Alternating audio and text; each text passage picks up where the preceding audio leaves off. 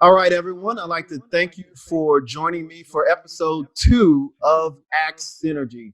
I have the distinct pleasure of having Mr. Steve Pelton with me with Foster and Pepper. So that I don't mess up his amazing bio, I'm just going to turn it over to him just to tell us a little bit more about himself, his practice, and what he's going to be discussing at the upcoming NASCA's Conference State Summit in San Francisco on August 13th to August 16th at the Westin St. Francis. So without further ado, Mr. Steve Pelton. Thank you, Anson. Just for the purpose of full disclosure to our audience, Anson and I had a conversation maybe 2, 3 weeks ago, which I expected to go about 5 or 10 minutes, and 45 minutes we were still at it. So I'm looking forward to having our conversation today and again in San Francisco. Looking forward to seeing the rest of the credit union folks at that time. As Anson mentioned, I'm an attorney. I practice in Seattle, Washington. I've been in practice for more than 30 years, the last 20 of which were here in Seattle. I'm an employment lawyer representing mostly management and companies, including a number of credit unions. I provide employment advice and counsel to management, to HR.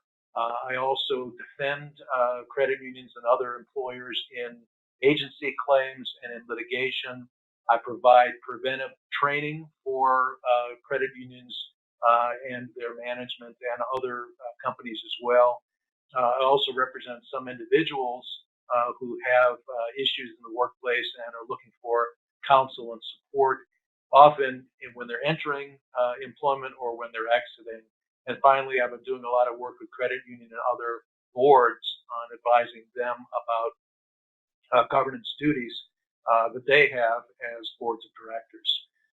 My background goes way back to the 1980s after law school, and like you, Anson, I've spent a lot of time in Chicago before I came out here, and actually I'm coming out next week to Chicago as well. Okay. Well, we might have to link up. We might have to link up. Absolutely. I Okay. hope they'll have an opportunity to do that. Okay.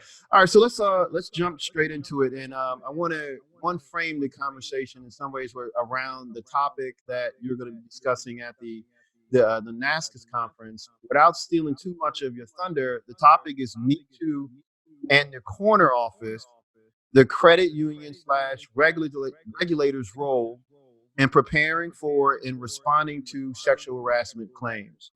And just to kind of frame the discussion, just Me Too in general, has it really, I guess, bled over into the corporate space? I mean, specifically, have you been seeing an uptick in sexual harassment claims in the credit union and banking space as it's happening at the same rate in the entertainment space? Fair questions. Let me go back in history a little bit because Okay. I've got the history to draw back on. I can remember well in the mid 1980s when there was the Meritor savings case. That was the first federal case that recognized that sexual harassment was actually illegal Okay. under federal law. So that was that very baseline is yes, this stuff is wrong. Before the mid 1980s, it wasn't necessarily even improper. There's been a lot of development in the law since then. That was a big watershed moment. The next watershed moment was a much more recent one, and that was October of 2017. In the first part of that month, the New York Times published an expose of true sexual harassment, including sexual assault in Hollywood regarding a guy named Harvey Weinstein. Okay. And that galvanized an entire social media movement. There was more attention paid to sexual harassment, not just in Hollywood, not just in the entertainment industry, but in industries across America. And that was life really changed for me and for many Americans after that time. We had the great social media movement of the Me Too, where again it was a galvanizing sort of event where people who had been silent for many years decided that this was time for them to tell their stories. That also precipitated a number of employment-related claims that were made for sexual harassment against employers of all kinds. Mm. And so we saw a substantial increase in the number of reports that were made internally by employees to HR and to companies. We also see an uptick in the amounts of claims that are making their way to court and making their way to agencies.